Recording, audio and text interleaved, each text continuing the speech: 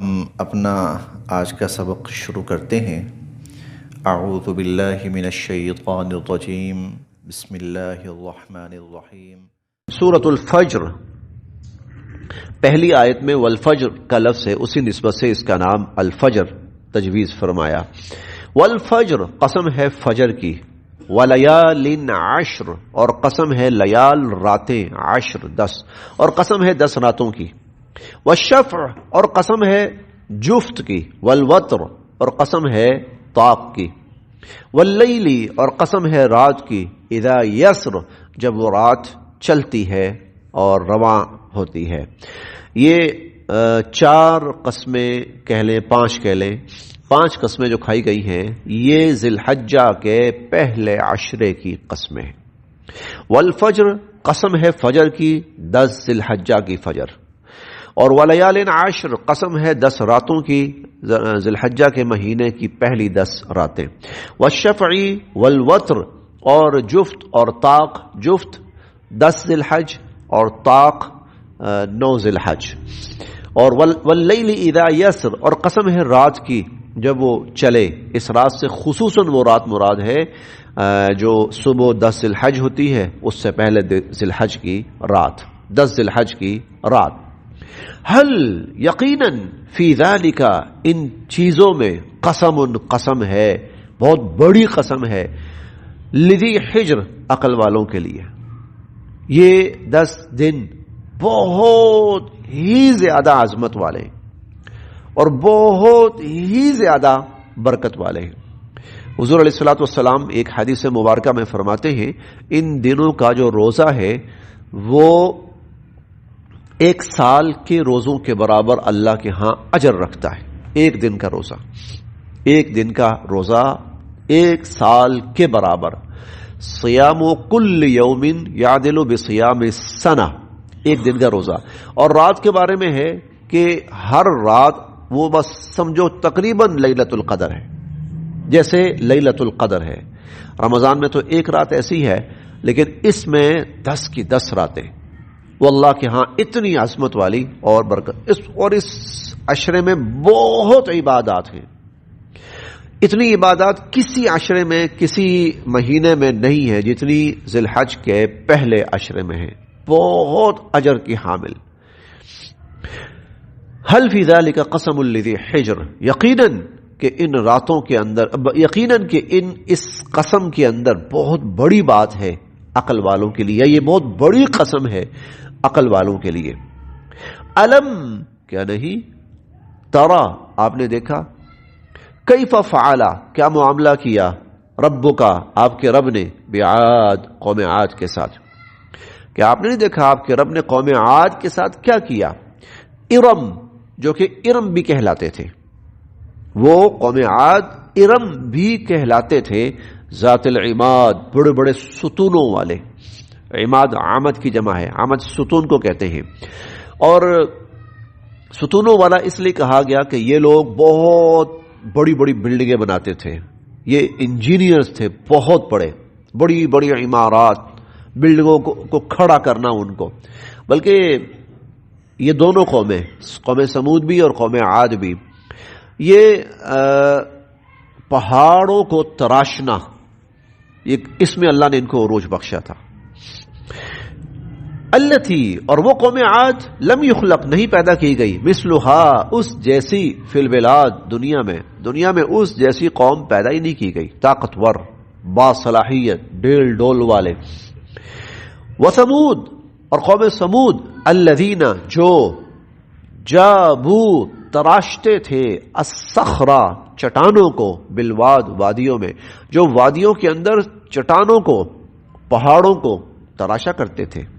وفرعون اور فرعون ذی الاوتاد میخوں والا فرعون، کیلوں والا فرعون، یہ جب کسی کو سزا دیتا تھا تو اس کو تختے کے ساتھ لٹکا کے اور بڑی بڑی میخوں کے ساتھ ان کو وہ کر دیتا تھا، لٹکا دیتا تھا، میخیں گاڑ دیتا تھا ان کے اندر۔ ذی الاوتاد میخوں والا، الذین ان لوگوں نے، طغوا بڑی سرکشی پھیلائی، فی البلاد شہروں میں، شہروں میں اور ملکوں میں بڑی سرکشی پھیلائی. فاکثروا اور بہت زیادہ کیا انہوں نے فیہا ان شہروں میں اور ملکوں میں الفساد فساد، بڑا فساد برپا کیا. فصبا پھر برسایا علیہم ان پر ربک آپ کے رب نے سوط عذاب عذاب کا کوڑا، آپ کے رب نے ان پر عذاب کا کوڑا برسایا. اور یہ ہم پڑھ رہے ہیں، یہ ہم بہت دفعہ پڑھ رہے ہیں پورے قرآن کریم کے اندر، کیا قوم عاد، کیا قوم سمود اور کیا قوم فرعون. ان ربک بے شک آپ کا رب لبالمرصاد سب کو گھیرے ہوئے، سب کو گھیرے ہوئے ہیں.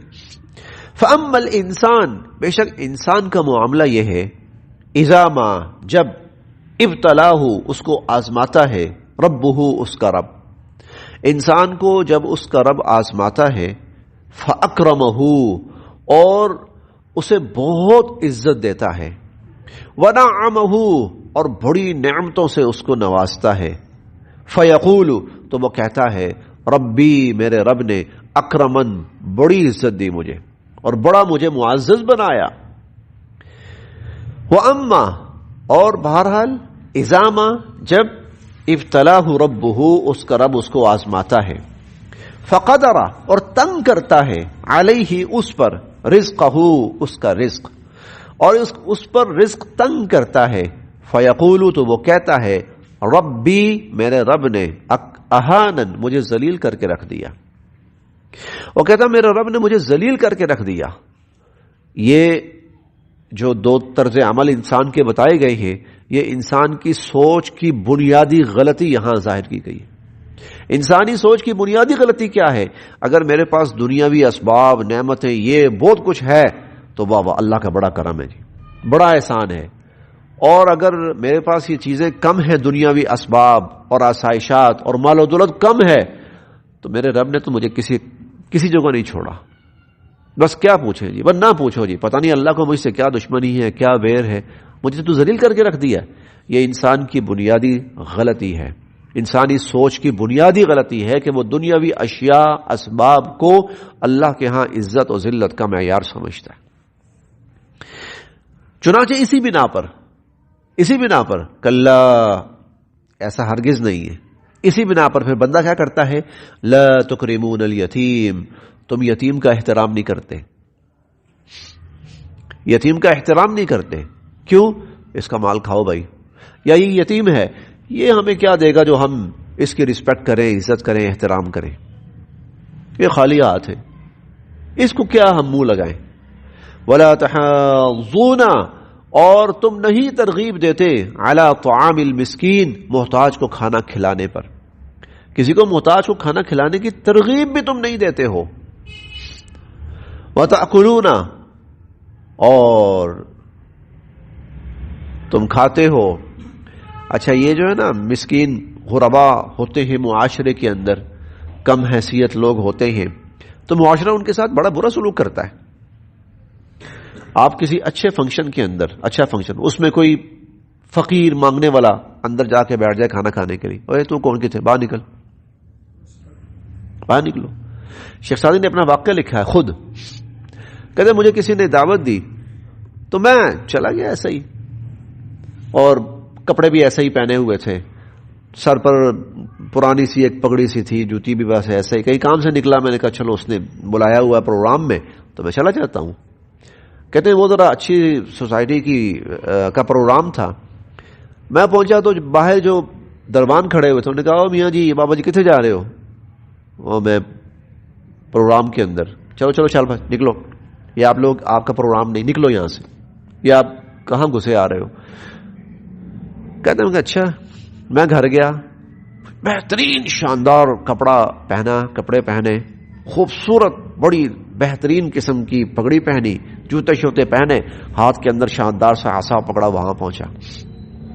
تھوڑی دیر پہلے میں ہی آیا تھا، جب میں پہنچا ہوں دربان جھک جھک کے مجھے سلام کر رہے ہیں. میں اندر چلا گیا، کھانے کا وقت ہوا تو کہنے لگے کہ میں نے نا ایسا کیا کہ کھانا لے کے نا ادھر لگایا ادھر لگایا ادھر لگایا ادھر لگایا. شیخ صاحب کیا کر رہے ہیں؟ مشہور تھے، صاحب علم ہے، صاحب فن ہے، کیا کر رہے ہیں؟ کہا ان کو عزت دے رہا ہوں. تو کھلا رہا ہوں. کیا مطلب؟ میں نے کہا میں تو پہلے بھی آیا تھا, دھکے دے کے باہر نکال لیا تھا.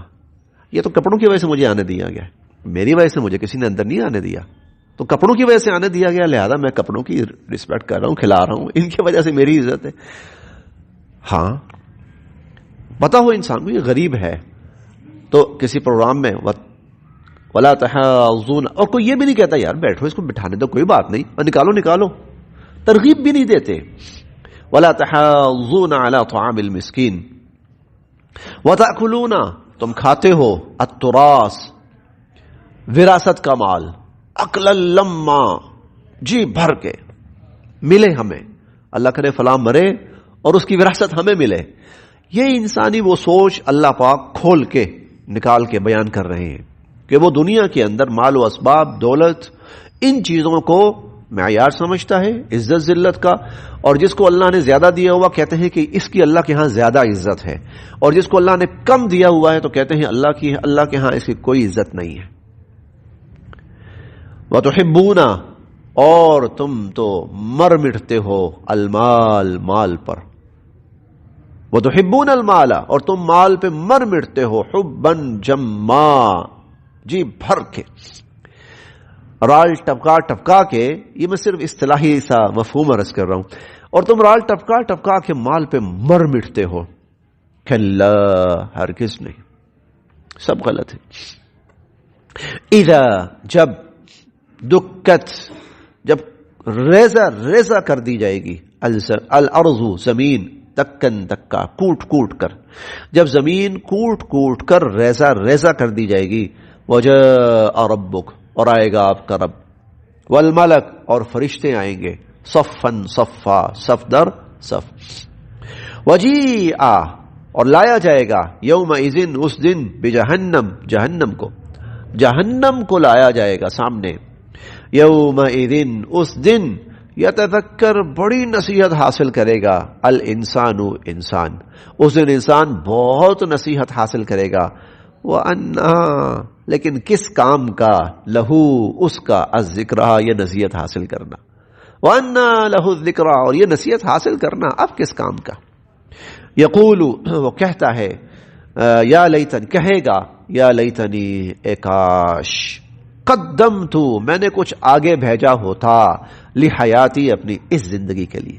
اس دن کہے گا, قیامت کے دن کہے گا, نصیحت پکڑتے ہوئے, عبرت پکڑتے ہوئے, کاش میں نے اپنی اس زندگی کے لیے کچھ آگے بھیجا ہوتا. فیومئذ, سو اس دن, لا يعذب, نہیں عذاب دے سکے گا, عذابہ, اللہ کے عذاب جیسا, احد, کوئی. اللہ ایسا اس دن عذاب دے گا, جن کو بھی دے گا, کہ ویسا عذاب کوئی کسی کو دے سکتا ہی نہیں.